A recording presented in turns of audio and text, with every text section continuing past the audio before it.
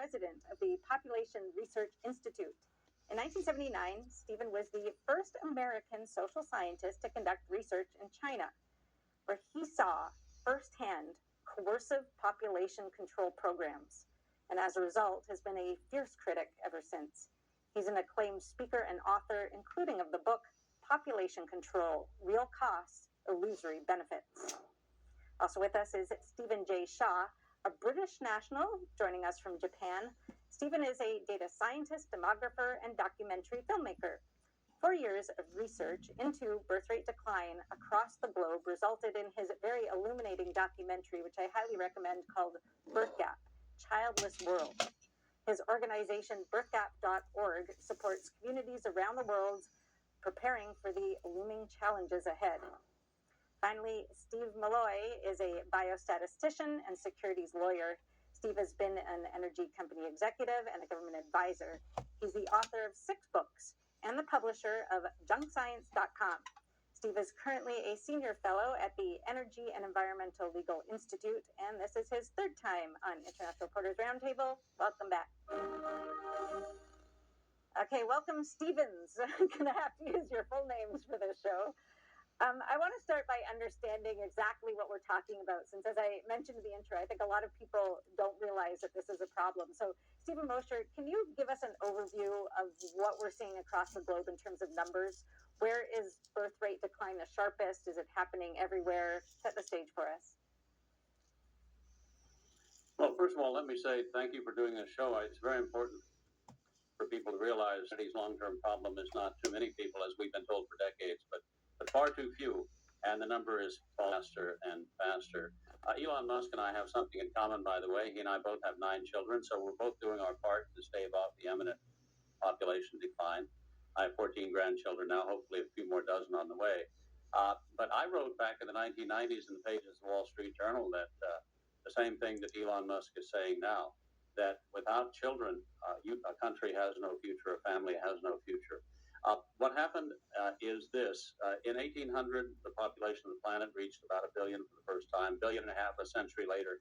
After World War II, the discovery of modern medicine, our population began increasing rapidly. From 1960 to 2000, the population of the world doubled from 3 billion to 6 billion. It didn't double because people were breeding like rabbits, like my former colleague at Stanford University, Paul Ehrlich, said.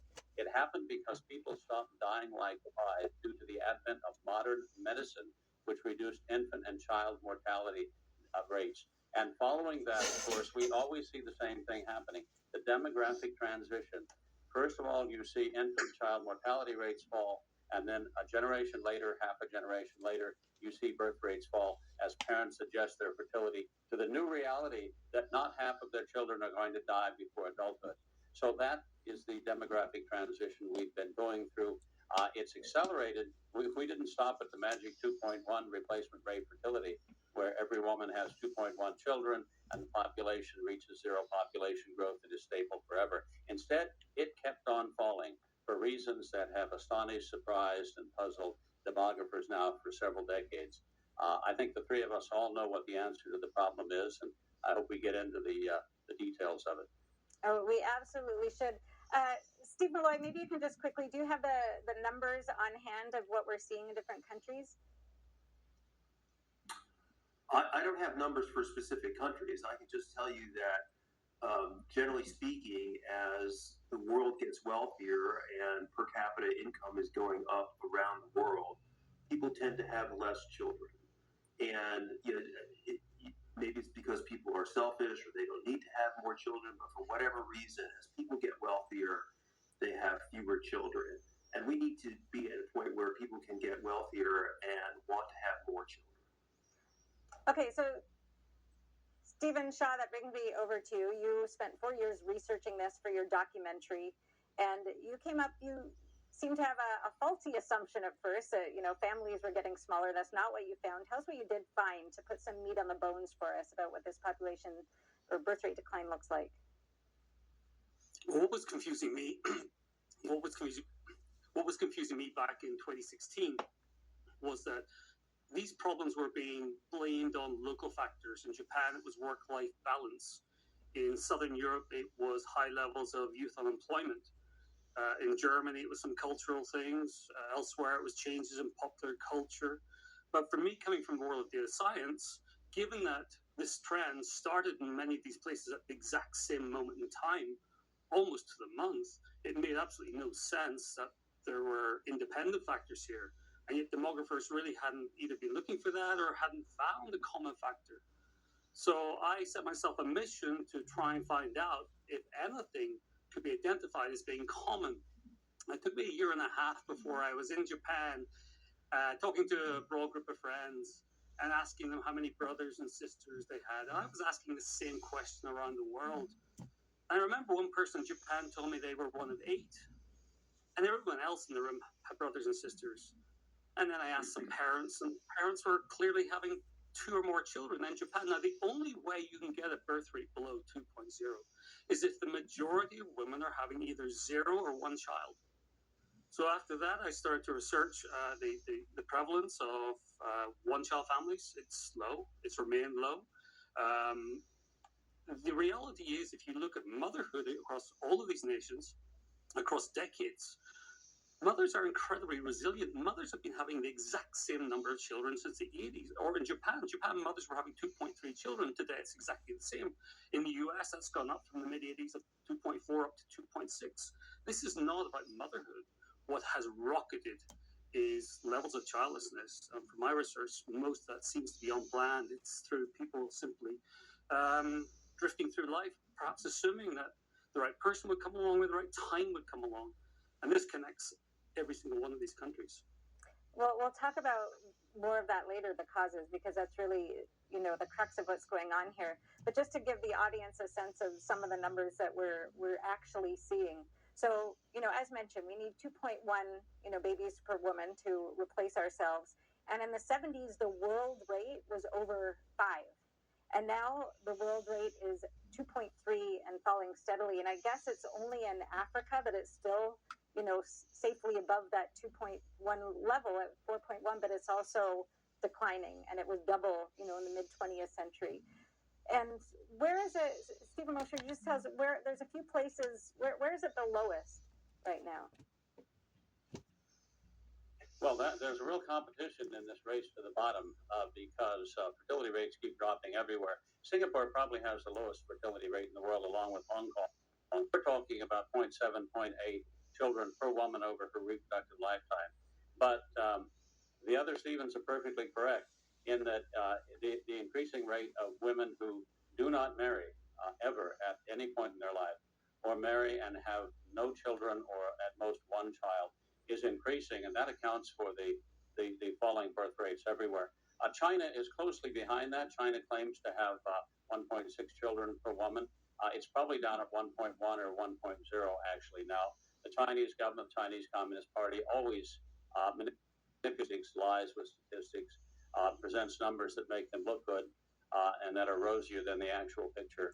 I know that Chinese birth rate is lower than the Chinese Communist Party claims because I was the first American social scientist in China back in 1979, 1980. I saw, instead of Paul Ehrlich's suggestion, following Paul Ehrlich's suggestion that you put chemical sterilants in the water, the Chinese Communist Party simply arrested women for the crime of being pregnant, took them in and sterilized them and aborted them if they happened to be pregnant, give numbers. And this is probably the world's biggest, well, undoubtedly, forced pace population control program, one of the most barbaric assaults on human dignity the world has ever seen. And it left in China 400 million unborn children dead, a couple 100 million women sterilized for life, and has produced, because of the combination of the one-child policy and the preference of the Chinese people for sons, it has left China with a very small cohort of young women in their reproductive years right now. So China's population is falling, is aging and dying more rapidly, I think, than any human population has aged and died.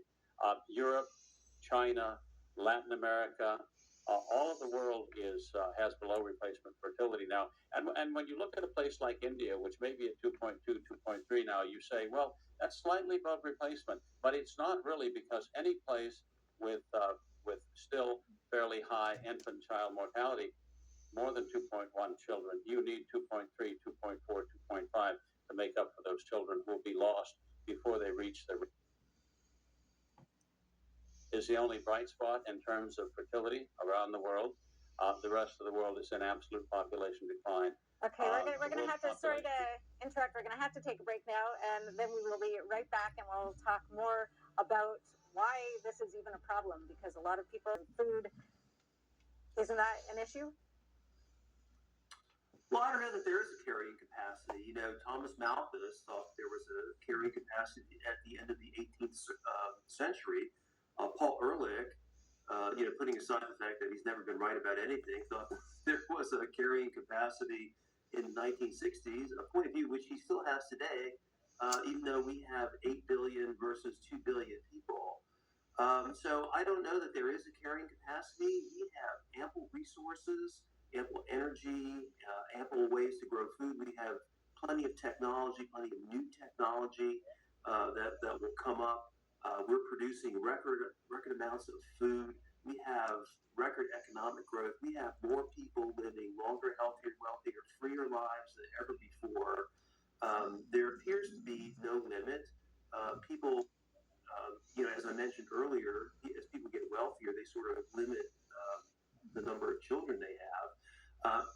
I'm not sure what anybody is really worried about in terms of having more people, except, what I work on mostly is the green agenda. And I know that the Greens, which Paul Ehrlich is one, they want to have many fewer people because, they want to control everything. It's easier to control everything if you have fewer people. Paul Ehrlich thought that number is about 2 billion or 1.5 billion maybe. I have seen recent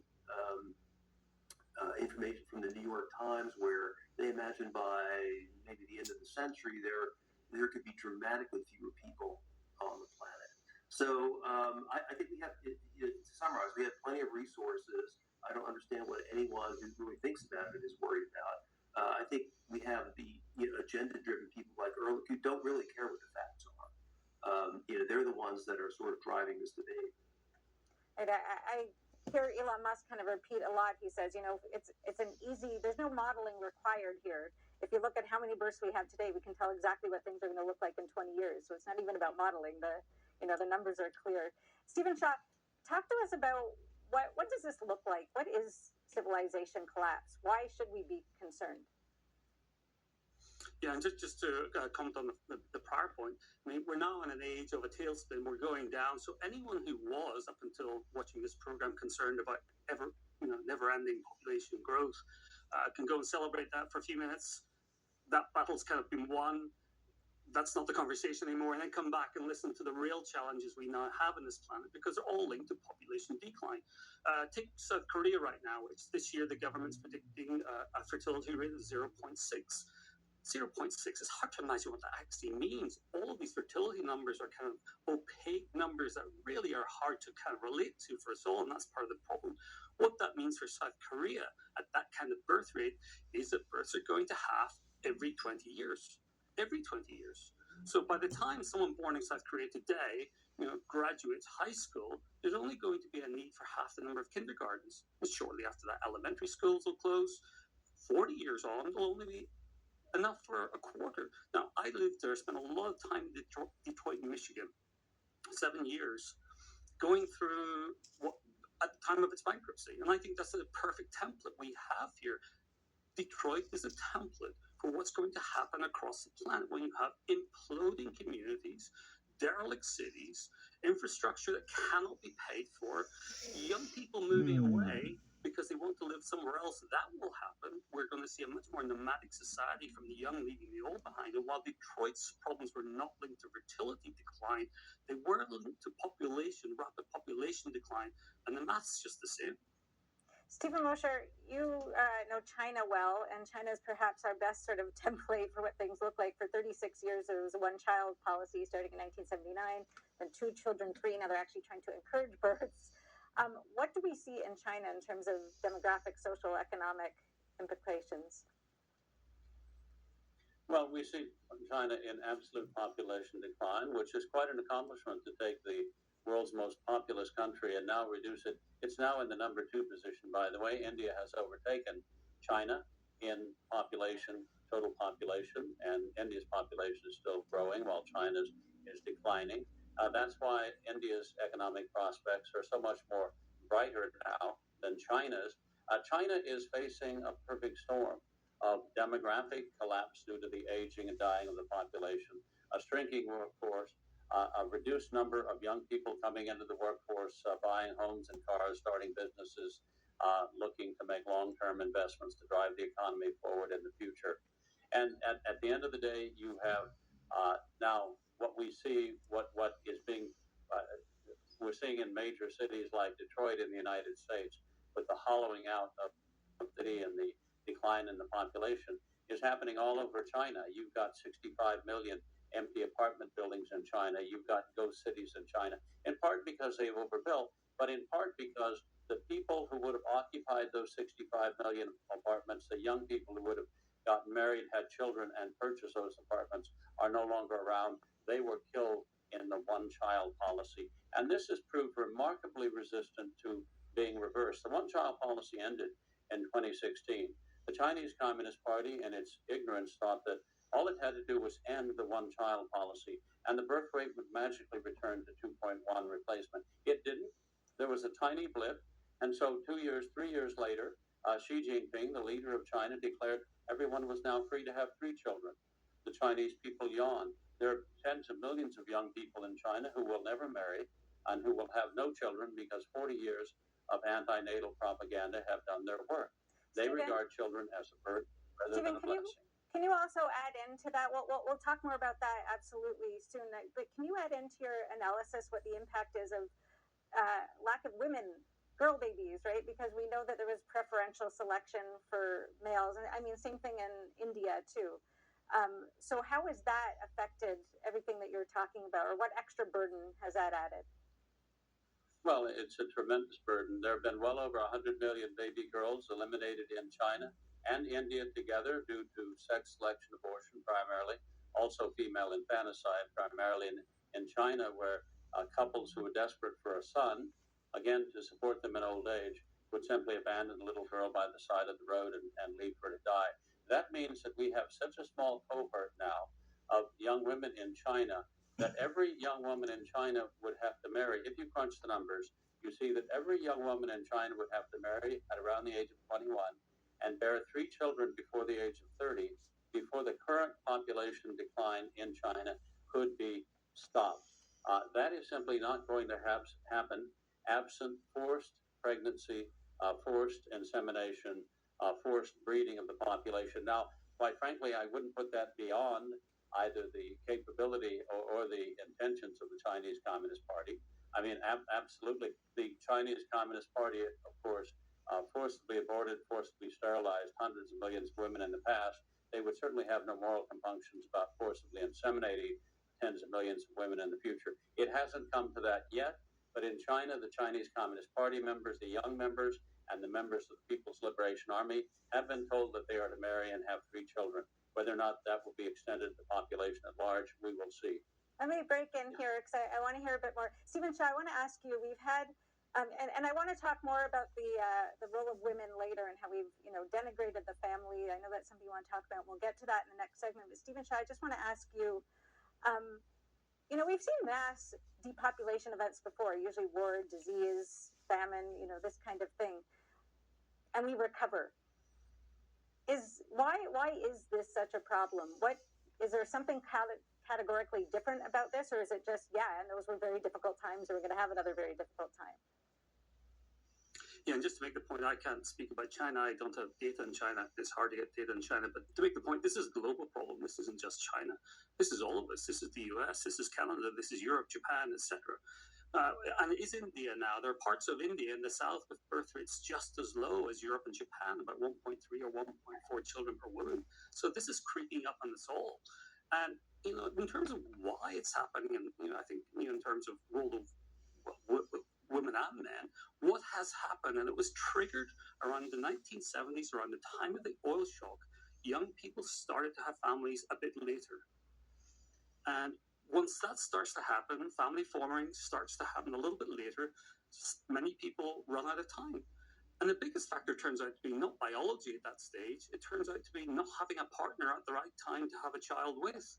You don't have a boyfriend, you don't have a girlfriend, you're not married, or you're divorced, or you're in a breakup. And that started to creep in through the data decade by decade by decade. So now the statistic I can share is that in all of these countries, a woman turning 30 without a child has at best a 50% chance of ever becoming a mother. So we're living in societies now where more and more people are planning to start that family in their 30s, and half or more are running out of time. Okay, well, we're going to stop here. When we come back, we're going to talk a lot more about the causes of all of this. Since, as you said, they're similar across the board. So there's what's going on and what can we do to reverse it? We'll be right back. Well, it's a very important function, which is, in America, we just sort of discount and try to shame. Stephen, I know that when you tried to show your film on university campuses, you encountered protests by feminists. What was their problem with your film? Well, I don't know, because they actually never watched the film. It's quite remarkable that this topic just seems to be something that inflames a very small minority of people. It is the small minority. And if I could just share, I've been involved in a number of large-scale surveys, including one from the UK in the past few months, 1,500 women aged 18 to 35. Of those women, 92% either had children or wanted children. There's very similar data for the US from the large-scale CDC databases. But if you go to what's published on media, there's some, I would say, credible pollsters who ask very silly questions, and the media then extrapolates those. For example, one survey asked women aged 18 to 80 years old if they wanted children. I saw the raw results. One 60-year-old wanted 3 children, another 7-year-old wanted 2. Then the media publishes this result that more and more women aren't wanting children. It's simply not true, or it's very marginal. So there is this, I mean, I come from a non-political perspective, certainly in this question, because this clearly affects everybody. This affects people on the left, the right, and the center. And I care about everybody. But there are ideologies that are threatened by me and by this topic and by simply data. And it's very clear to me when, for example, you ask these people if they're concerned about South Korea, and they have no answer. They have no answer for countries that are going through an even deeper spiral. All they keep saying is fewer children, fewer children, fewer children. So these people will never be turned around. And I assume Paul Ehrlich is at the heart of this, directly or indirectly. Stephen Mosher, we seem to be, there's a social trend where we're, devaluing, erasing women and womanhood as its biological function, of producing the next generation, of nurturing the next generation. We're, allowing biological men to claim womanhood, as we were talking about earlier, having, you to be successful, you need to have a job. So the very essence of creating life is being devalued in society. Is that what you see as the driving force here? And if so, what does it look like to counter that? Well, absolutely. The whole notion of womanhood is being fundamentally redefined to be something other than what it's been understood to be throughout the course of human history. I mean, we even have the Biden administration now referring to not to women, but referring to menstruators, because you see, men can supposedly menstruate too. So this is the abolition of women and womanhood and mothering and all that goes along with it, which is one of the most difficult tasks on the planet. I mean, I am in awe of my wife, who has brought into the world all these many children and raised them and done a fantastic job. Her job is much more important than mine, certainly. But I would point here too to the question surrounding the economic value of children. You want to know why people are having fewer children? One of the reasons is that historically, children were economic assets to the family. You had them. After a few years, they began to work in the fields in a peasant society. They began to do household chores. They began to be economic assets from 6 or 7 or 8. You see that certainly in China 100 years ago. Now, of course, there are goods on which one loses, as the Chinese say, because you bring them into the world, you educate them through college. It costs a couple $100,000 to carry out this process. And then at the end of the day, when they get their job, they don't bring their first job, they don't bring their paycheck home to you. They open their own bank account, rent their own apartment, and leave. And then, of course, they're not responsible for supporting you in old age the way children throughout history have supported their parents in old age.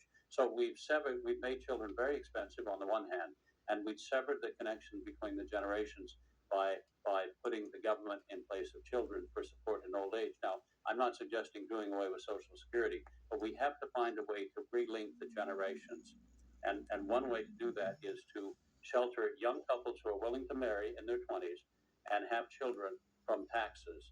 They have one child, they pay a third less in federal income tax, 2 children, 2/3 less. 3 children, if anyone is willing to bear 3 children and provide for the future of America in the most fundamental way by providing future children, they shouldn't have to be paying taxes because they're already using their resources to provide for the future of the country. That's what has to happen. We have to get the government out of the business of taking away half of a young couple's income in taxes and Social Security payment. That will help tremendously to raise the birth rate. So, Stephen Loy, it sounds like what Stephen Mosher is just talking about, the government's kind of taken over the role of parenting. That's kind of led to these problems. Is that how you see it? Well, yeah, no, it's really very bizarre because around the world, especially in the West, we have these ever expanding social welfare states, which cost a lot of money, and the only way that they're really affordable is if you have a larger generation of workers, productive workers, coming online. And of course, we don't really have that anymore. And this sort of the left is, I hate to politicize this, but it is a political issue because it is the left that is pushing these anti-people policies. They want to have these broad social welfare programs, but they don't want to have the people, that can fund them. And you must ask the question, well, do they not understand? And of course, they do understand because they're not stupid. They have the internet. They can think. They know that Paul Ehrlich has never been right about anything. They know Malthus was wrong. They know why they were wrong. They're not stupid people.